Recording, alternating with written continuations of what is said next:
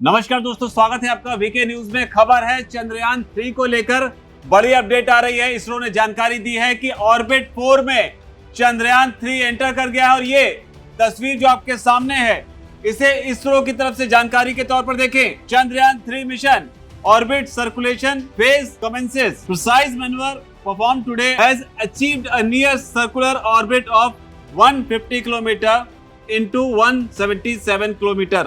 The next operation is planned for 16th August 2023 around 8:30 hours. तो ये इसरो की तरफ से जानकारी दी है किस तरीके से चंद्रयान 3 ऑर्बिट 4 में पहुंच चुका है। 150 गुणा 177 किलोमीटर का जो ऑर्बिट है वो जानकारी यहाँ पर दी गई है। तो दोनों चीजों को समझने की कोशिश करेंगे किस तरीके से 16 और 17 अगस्त जो है वो अहम होने वाला है चंद्रयान 3 को लेकर। और ये 150 किलोमीटर इंटू 177 किलोमीटर आखिर ये क्या है, इन चीजों पर जानकारी लेंगे। हमारे साथ मौजूद है महान वैज्ञानिक अब्दुल कलाम के शिष्य एमके वर्मा सर, उनसे समझने की कोशिश करेंगे। सर, जो इसरो ने भी जानकारी दी है क्या है ये ऑर्बिट जो चांद के चारों तरफ ऑर्बिट है। अभी चंद्रयान चक्कर लगा के कल तक का न्यूज हो गया जो हम लोगों ने दिखाया। अभी आखिरी ऑर्बिट है 150 into 177। दैट मीन्स कि ऑर्बिट तो है, कहने में साउंड करता है, लगता है गोला, लेकिन इसका जो पाथ है वो एलिप्टिकल है। तो एलिप्टिकल है, अंडाकार, लगभग अंडाकार है। तो एक सिरा जब बीच में चांद है तो उसका एक सिरा थोड़ी दूरी पे है और दूसरा सिरा नज़दीक है। कहने का मतलब ज़्यादा डिस्टेंस होगा चांद और चंद्रयान के बीच में 177 किलोमीटर और कम डिस्टेंस होगा 150 kilometre, 55 kilometre. Am I right? Yes. अच्छा, अब इसके बाद क्या करें? इसके बाद फिर 100 किलोमीटर के राउंड में वो चक्कर मारेगा, जो कि अभी आज छोड़ तब जाएगा। अब डिस्टेंस को और घटाया जाएगा और तब जाके फिर लैंड। तो इसके आगे की प्रक्रिया अब क्या होगी, क्योंकि धीरे धीरे जो है अब चौथे ऑर्बिट में आ गए हैं, इसके आगे की क्या प्रक्रिया होगी? अब इसके आगे की प्रक्रिया है जो इसरो के हिसाब से तो शायद 5:30 बजे 23 अगस्त को वो उतारेंगे। हाँ, तो ये समय अहम है कि कई लोग जो है वो जानना चाहते हैं कि कब लैंड होगा। तो 23 अगस्त को शाम को 5:30 बजे, ताकि अपना शेड्यूल भी उस हिसाब से लोग जो है डे प्लान कर सकें। तो ये अहम जानकारी सर ने दी है, जो कि अभी तक का इसरो का ऑफिशियल लेटेस्ट इंफॉर्मेशन है। लेकिन इसरो के पास तैयारी भी है, जो हमने कल बात की थी, वो पहले भी चाहे तो उतार सकते हैं। ये एक्सपेक्टेड टाइम और डेट है, बट ये समय के हिसाब से चेंज हो सकता है अगर इसरो चाहे तो ये तस्वीर जो आपके सामने है इसमें आप देख रहे हैं जो सर ने भी बताया किस तरीके से 150 किलोमीटर 177 किलोमीटर ये किस तरीके से जो पूरा अंडाकार जो ऑर्बिट बना हुआ है ये वही है। बाकायदा इसमें समय भी दिया गया है इसरो की तरफ से कि किस वक्त इस तस्वीर को उन्होंने जो है इसको शेयर किया है, या कहें कि किस वक्त की ये जानकारी है, ताकि भ्रमित ना हो लोग, क्योंकि ये लगातार अपडेट होती जा रही है। तो ये बड़ी बात है अपने आप में। इसके अलावा जो है कई सारी चीजें चंद्रयान 3 को लेकर हैं, लेकिन आपको यहाँ पर जानकारी दे दें कि चंद्रयान ने इससे पहले जो है खुद एक मैसेज भी भेजा था।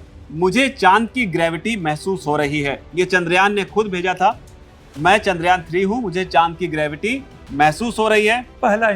ये पहला इंफॉर्मेशन चंद्रयान की तरफ से आया था। लेकिन इसमें बड़ी अपडेट निकलकर सामने आ रही है सन के मिशन को लेकर, आदित्य को लेकर। ये जानकारी भी इसरो की तरफ से दी गई है, आपके सामने है। तमाम उन यान से जुड़ी तमाम चीजों को शेयर करते हुए इसरो की तरफ से लिखा गया है PSLV C57 Aditya L1 mission, यानी कि चंद्रयान के तो हम जिक्र कर ही रहे हैं।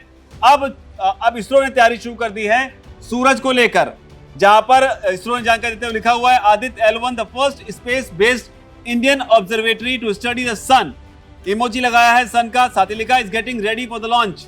The satellite realized at the UR Rao satellite centre Bengaluru has arrived at SDSC SHAR Sriharikota. तो ये अपने आप में एक और नई और बड़ी जानकारी। लगातार पिछले कुछ दिनों से खबरें निकलकर सामने आ रही थी कि सूरज को लेकर भी भारत एक बड़ी तैयारी कर रहा है, और ये अपने आप में आधिकारिक तस्वीर आपके सामने आई है। इसे भी सर से समझने की कोशिश करेंगे।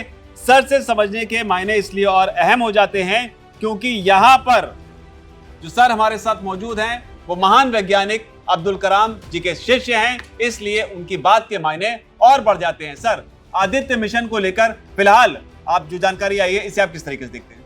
इसको मैं इस तरीके से देखता हूँ कि अभी तक जो रिसर्च हुआ है सूरज का, सूरज के पास तो एक तो पहुँचना बहुत मुश्किल है, उसके कई कारण हैं। बहरहाल जो कुछ भी कोशिश की गई उसमें 2-3 बातें अहम हैं। पहला कि सन का जो रेडियस है वो करीबन 7 लाख किलोमीटर है, नंबर 1। नंबर 2, सन जो है एक ऐसा बॉल होल है, इसमें कोई ऐसा मटेरियल नहीं है सॉलिड मटेरियल, ये गैस का है। तो इसके अंदर में जो गैस है वो हाइड्रोजन है और हीलियम है, जिसका कि फ्यूजन होता है और उससे हार्ड मटेरियल भी बन सकता है, कार्बन वगैरह। लेकिन उसके पास खुद ही मास की कमी है, तो इसके बनने की कम संभावना है। अब इसका जो सेंटर में टेम्परेचर है वो लाखों डिग्री सेल्सियस, 20 लाख से लेकर 70 लाख तक है, और जो इसके आउटर सरफेस पे है जो 6000 डिग्री सेल्सियस है, और ये कन्वेक्शन के माध्यम से वो इनर पार्ट से अपर पार्ट के सूरज में आता है। ये तो एक मोटा मोटी जानकारी है।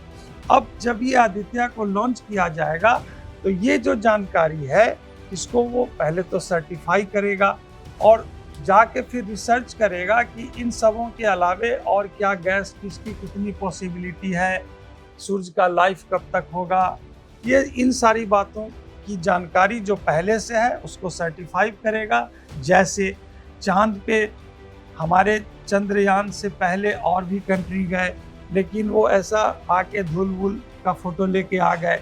पहला चंद्रयान गया तो उसने कहा कि भाई पानी है, उसको पूरा संसार माना कि हाँ जी पानी है। अब पानी है तो मे भी इन ए सॉलिड फॉर्म और लिक्विड फॉर्म, किस फॉर्म में है, किस स्थिति में है।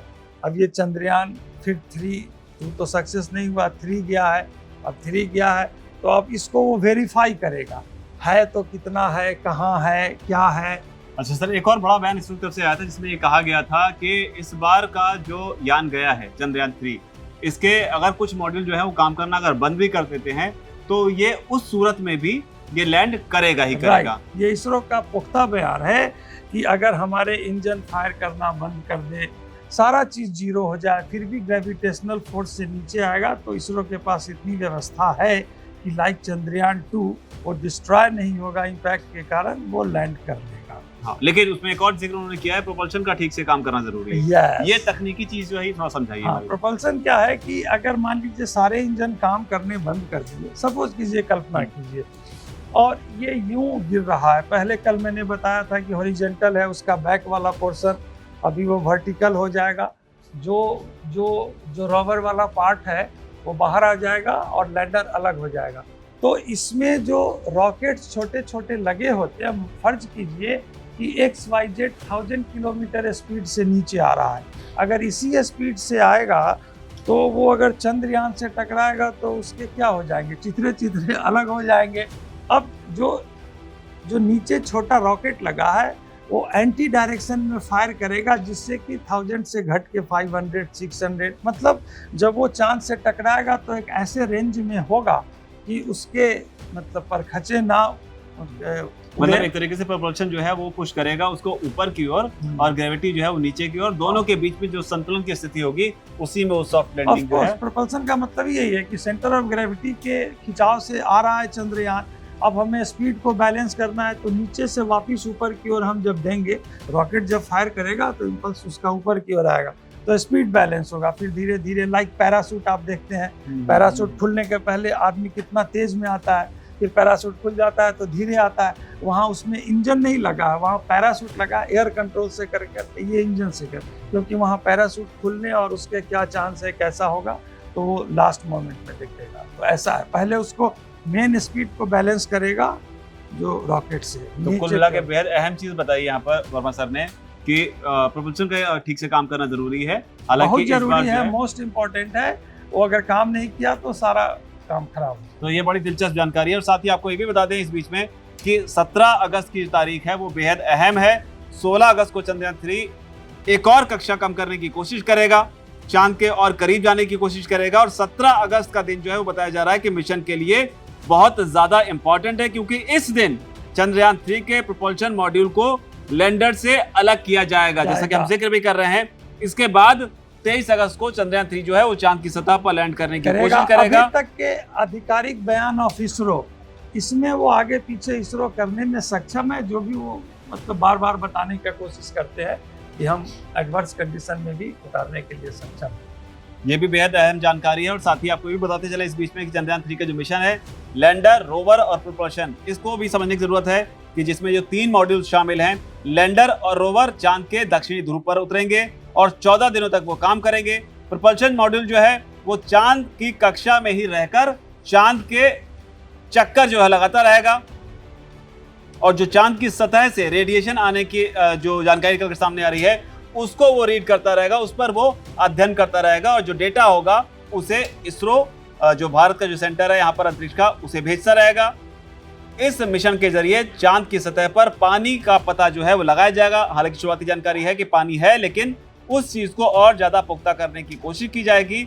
और जो बड़ी बात है वो ये भी है कि चांद की सतह पर भूकंप कैसे आते हैं, इसे भी इस मिशन के जरिए जानने की कोशिश की जाएगी। लेकिन एक और इम्पोर्टेंट बात जो मैं बोलना चाहता हूँ, पानी तो बात सही है, भूकंप की भी बात सही है। अभी ऐसी भी खबर है जो कि चंद्रयान कर सकता है, जो कि कहीं से कुछ आ रहा है कि कार्बन मिल गया। चलिए, मैं इस बात को तो मैं नहीं जानता, लेकिन मैं बोलना चाह रहा हूँ, अगर चंद्रयान को कार्बन मिला तो कार्बन से देखिए कितनी बातें होंगी। अगर वो कार्बन कितने समय से है, हाँ, क्योंकि अभी अनएक्सप्लोर्ड है, बहुत सारी चीजें। अगर कार्बन मिलता है तो क्या अगर मिलता है, कुछ मीडिया बोल रही है कि उसको मिला है। बहरहाल अगर मान लीजिए कि मिल जाता है तो कार्बन से ये पता चलता है कि पानी था। कार्बन का मतलब वहाँ पेड़ पौधे थे वर्षों लाखों ईयर्स पहले, फिर किस कारण से वो सब चले गए, तभी तो वो कार्बन बना। अगर कार्बन मिलता है तो कार्बन के नीचे वाले निचली सतह से हीरे, मतलब जो कॉस्टली है हार्ड मेटल्स, वो सब मिलने की संभावना है। तो अगर कार्बन है और अगर मिला तो इसरो ये भी कोशिश मेरी समझ से करना चाहिए उसको कि कार्बन वाले क्षेत्र में उतारें, तो देखें क्या हो सकता है। क्योंकि सृष्टि जो है, अगर वो कार्बन मिलने का मतलब है कि पहले कुछ वहाँ था, पानी था, पेड़ पौधे थे, तभी तो वो कार्बन बन गया। और भी कई एक सारे कारण हैं कार्बन बनने के। बहरहाल कार्बन मिलने से और भी बहुत अच्छी बातें आएंगी जो मनुष्य के लिए ज़रूरत है। सभ्यता का विकास हुआ, कैसे चांद पृथ्वी से अलग हुआ, उस समय से लेकर अभी तक की कुछ कहानियाँ, कुछ स्टोरीज, कुछ हिस्ट्री सामने आएंगी, ये है। तो ये सारे फायदे हैं जो चंद्रयान ने चक्कर मारा है और धीरे धीरे नजदीक जाएगा और ढूंढने का। तो बिल्कुल ठीक बात।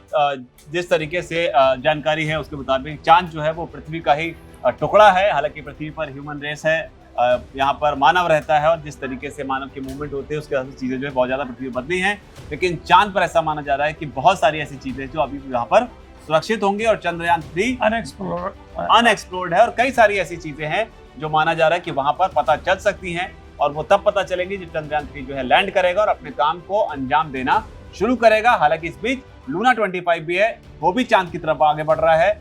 दोनों एक दूसरे के सहयोगी के तौर पर काम करेंगे। हालांकि जो पहले पहुंचेगा वो इस रेस में, कई लोग कहते हैं कि कंपटीशन नहीं होता दो भाइयों में, लेकिन फिर भी एक हेल्दी कंपटीशन जो है वो जरूर हो सकता है इस रेस में। अगर लूना 25 जो है पहले पहुंचेगा तो देखना होगा कि वहां से क्या जानकारी निकलकर सामने आती है, चंद्रयान 3 से क्या जानकारी निकलकर सामने आती है। और बताया ये भी जा रहा है कि दोनों के जो मिशन है, दोनों के जो ऑब्जेक्टिव है, वो दोनों अलग अलग हैं।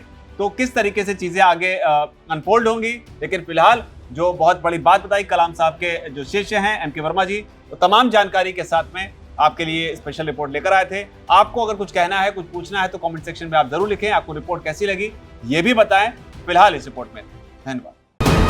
वीके न्यूज, राष्ट्र के नाम।